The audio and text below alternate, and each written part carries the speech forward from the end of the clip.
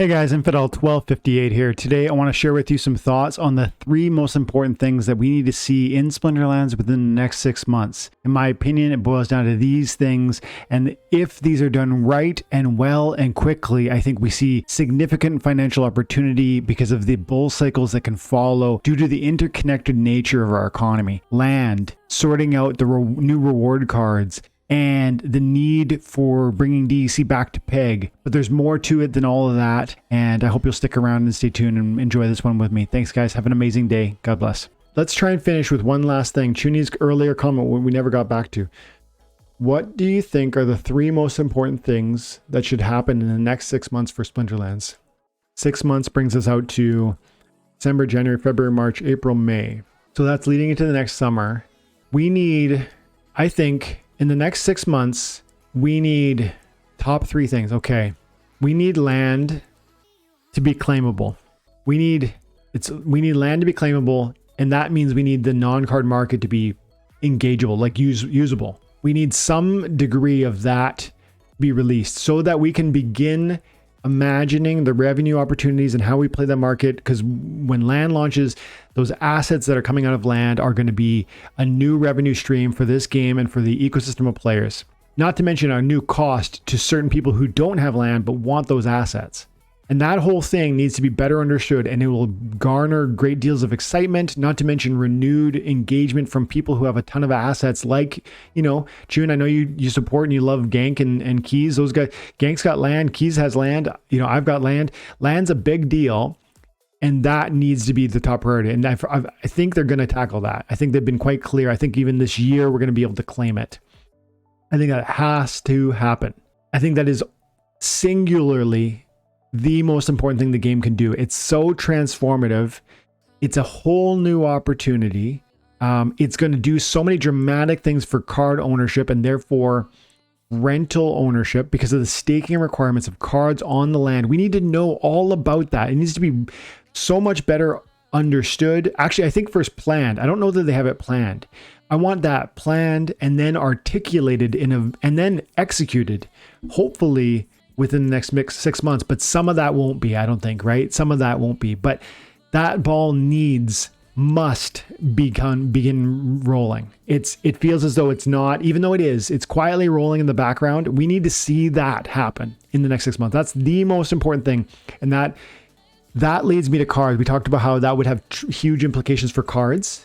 And because again, land requires cards staked. The number of cards being staked on the land is almost certainly going to impede our existing rental market. It's going to extract too many of those assets. Card ownership is going to be so much more important. I think we see rental prices go up, and therefore we see card prices spike.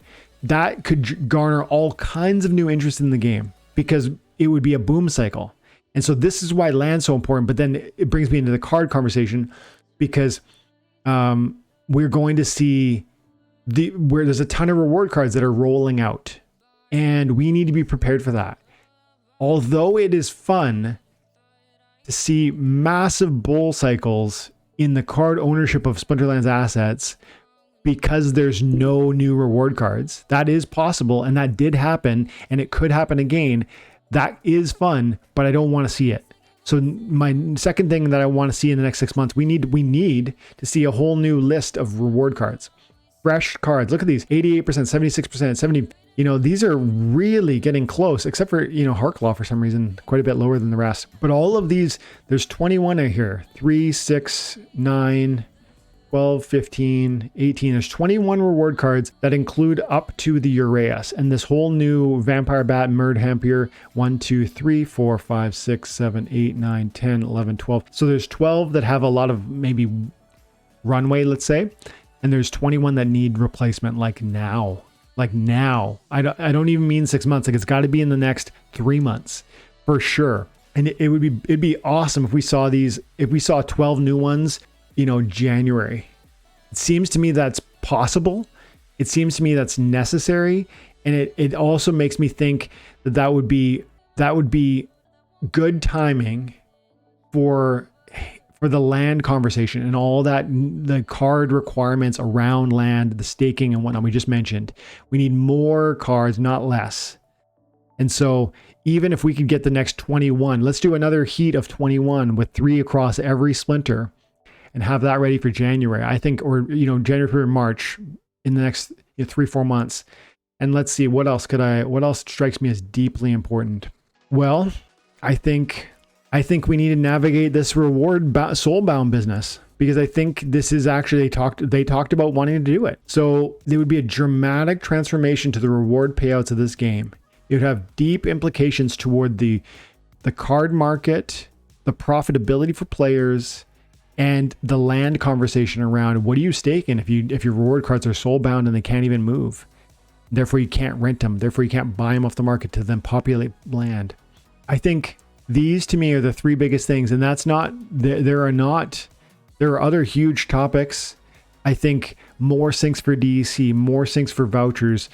Getting DEC back to peg is huge because of the implications it would have on SPS burning, because of the implications it would have on, just again, anytime we get the interconnectability of the whole economy drives exuberance, excitement, and probably new player adoption when there are moments like that of like dramatic transformation. So there's tons of other things I think would be deeply important, but I think those are the 3 biggest things. And I think the core of the conversation is, land is so important, but it's really about adding value and controlling the growth of the card market, because land is part of that conversation.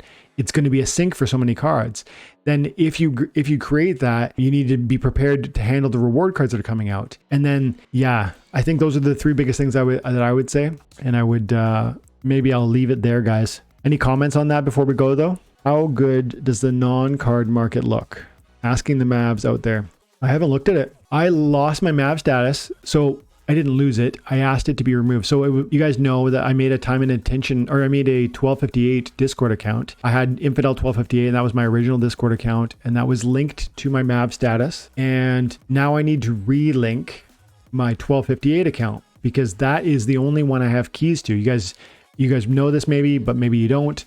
I lost my old phone broke. And so I lost my 2-factor authentication that is associated with Infidel 1258 Discord. And as a result, Paul says, have you checked it out? I have not, for those reasons. I agree with more use for DEC. It seems like it's just there now. Besides the deals on packs, more info on future uses would be nice. Just for info's sake, I agree. Land will be massive for a DEC burn. That's true. That's a great point. I actually forgot about that. So from the perspective of like wrapping up the kind of my bigger concerns, we talked about land needs to be out. We talked about some of the newer cards because of the need for cards and how that's going to be soaked up by land. But then I talked about how DEC needs more burn mechanics and vouchers too. But yes, DEC is going to be a huge burn mechanic through land, or land is going to be a huge burn mechanic for DEC, because I guess you're going to need to upgrade buildings, and then you're also going to need to use DEC to buy assets, because there's a whole thing where I don't know how many resources there are, but land is going to have something like 20, 50 resources. Those resources, whatever the resources are, wood, water, whatever they are, you're going to need to trade between them. Like you are going to make wood, but you're not going to make, brick or whatever the case may be. So you have some resources, not all, that you need. And you're going to need to go to the marketplace in order to trade. So how are you going to do that? They're actually setting up a marketplace where through the non-card market that you'll be able to buy one with another. And DEC will be the quiet partner between that transaction, enabling that trade to happen. And so DEC's got deep roots in the land conversation, and hopefully that will be pivotal in driving that DEC back to peg, because of all, like we said 3-4 times in this video, there's so many cross implications for growth in one token. If DEC returns to peg, has so many ramifications for other things in this game. And so I think those are maybe the three biggest exciting things.